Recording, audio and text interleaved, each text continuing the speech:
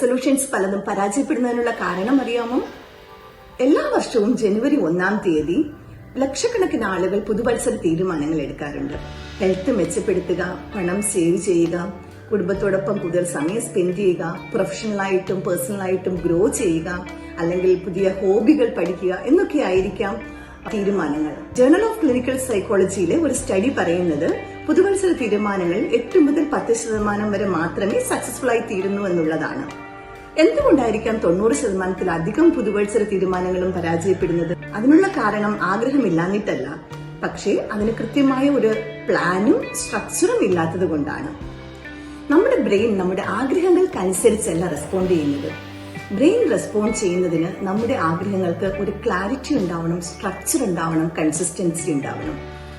നമ്മുടെ 2026-ലെ പുതുവത്സര തീരുമാനങ്ങൾ വിജയത്തിലെത്തിക്കാനുള്ള 5 ടിപ്സ് നമുക്ക് നോക്കിയാലോ? 1.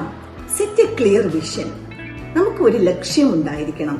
വളരെ സ്മാർട്ടായിട്ടുള്ള, അതായത് specific, measurable, achievable, realistic and time bound ആയിട്ടുള്ള ഒരു ലക്ഷ്യമാണ് നമുക്ക് വേണ്ടത്. ബ്രെയിനിലെ റെറ്റിക്കുലർ ആക്ടിവേറ്റിംഗ് സിസ്റ്റം എന്നുള്ളത് വളരെ സ്പെസിഫിക് ആയിട്ടുള്ള അല്ലെങ്കിൽ വ്യക്തമായി ഡിഫൈൻ ചെയ്യുന്ന കാര്യങ്ങൾക്ക് മാത്രമാണ് റെസ്പോണ്ട് ചെയ്യുന്നത്. ഒരു വ്യക്തി പറയുന്നു, എന്റെ ജീവിതം മെച്ചപ്പെടുമ്പോൾ അതിൽ ഒരു വ്യക്തതയില്ല.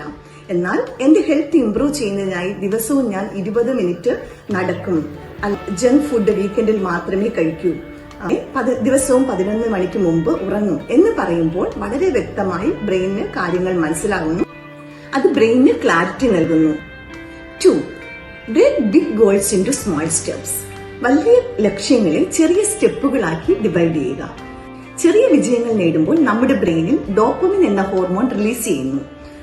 അത് പിന്നെയും മുന്നേറാനുള്ള ശക്തി അല്ലെങ്കിൽ മോട്ടിവേഷൻ നമുക്ക് നൽകും. കരിയറിൽ ഉയർച്ച നേടണം എന്ന് ആഗ്രഹിക്കുന്ന ഒരു വ്യക്തി എല്ലാ ദിവസവും ഒരു 30 മിനിറ്റ് ഞാൻ എന്റെ സ്കിൽ ഡെവലപ്പ് ചെയ്യുന്നതിന് യൂസ് ചെയ്യും എന്നുള്ള ഒരു തീരുമാനം എടുത്തു കഴിഞ്ഞാൽ, ആഴ്ചയിൽ 4 ദിവസമെങ്കിലും അങ്ങനെ ചെയ്യുകയാണെങ്കിൽ തീർച്ചയായിട്ടും അദ്ദേഹത്തിന് തുടർന്ന് ചെയ്യുന്നതിനുള്ള മോട്ടിവേഷൻ ലഭിക്കുകയും വിജയത്തിലേക്ക് എത്തുന്നതിന് കാരണമായി തീരുകയും ചെയ്യുന്നു.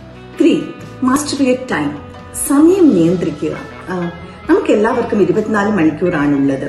സ്ക്രീൻ ടൈം റെഡ്യൂസ് ചെയ്യുന്നതിലൂടെ തന്നെ നമുക്ക് വളരെയധികം സമയം സേവ് ചെയ്യാൻ സാധിക്കുന്നു. 5 മണിക്ക് ജോലി കഴിഞ്ഞ് വീട്ടിൽ വരുന്ന ഒരു വ്യക്തി റിലാക്സ് ചെയ്യാനായിട്ട് സ്ക്രീൻ സ്ക്രോൾ ചെയ്യുകയാണെന്ന് വിചാരിക്കുക. അദ്ദേഹത്തിന്റെ സമയം അവിടെ പാഴാവുന്നു. എന്നാൽ ഒരു 30 മിനിറ്റെങ്കിലും പഠനത്തിനോ വായനയ്ക്കോ സ്കിൽ ഡെവലപ്മെന്റിനോ ആയി ചെലവഴിക്കാൻ കഴിയുന്ന ഒരു വ്യക്തിയുടെ ഗ്രോത്ത് വളരെ ഡിഫറന്റ് ആയിരിക്കും. 4. Build discipline, not motivation. Motivation എന്നത് ഇമോഷണൽ ആണ്, എന്നാൽ ഡിസിപ്ലിൻ അല്ലെങ്കിൽ ഹാബിറ്റ് എന്നത് ന്യൂറോളജിക്കൽ ആണ്. റെസിസ്റ്റൻസ് അഥവാ മടി ഉണ്ടായിട്ടും നാം പ്രവർത്തിക്കുമ്പോൾ ബ്രെയിനിലെ ഡിസിഷൻ മേക്കിംഗ് ഏരിയയായ പ്രീ ഫ്രോണ്ടൽ കോർട്ടക്സ് പ്രവർത്തിക്കുന്നു. ക്ഷീണിച്ചാലും രാവിലെ എഴുന്നേൽക്കുന്ന പാരന്റ്സ്, മനസ്സില്ലാത്ത ദിവസങ്ങളിലും ജോലി ചെയ്യുന്ന പ്രൊഫഷണലുകൾ, ബോറടിച്ചാലും പഠിക്കുന്ന വിദ്യാർത്ഥികൾ, ഇതെല്ലാം മോട്ടിവേഷന് ബേസ്ഡ് അല്ല, അവരുടെ കമ്മിറ്റ്മെന്റ് അല്ലെങ്കിൽ ഹാബിറ്റിന് ബേസ്ഡ് ആയിട്ടാണ് സംഭവിക്കുന്നത്. അത് തീർച്ചയായും വിജയത്തിന് കാരണമായി തീരുന്നു. 5. Review, reflect and reset regularly. നമ്മുടെ ഫീഡ്ബാക്കിലൂടെയും എക്സ്പീരിയൻസിലൂടെയുമാണ് നമ്മുടെ ബ്രെയിൻ ഓരോ കാര്യങ്ങളും പുതുതായിട്ട് ലേൺ ചെയ്യുന്നത്. ഒരു ദിവസം ഒരു ഗ്യാപ്പ് വന്നു എന്ന് വിചാരിച്ചാൽ അതൊരു പരാജയമല്ല. ഒരു വീക്ക് ഒരു ഗ്യാപ്പ് വന്നാലും അതൊരു പരാജയമല്ല.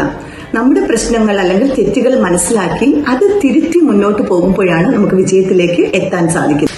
Rome was not built in a day. 2026-ൽ വിജയം മാജിക്കലായി സംഭവിക്കുകയില്ല. But you can.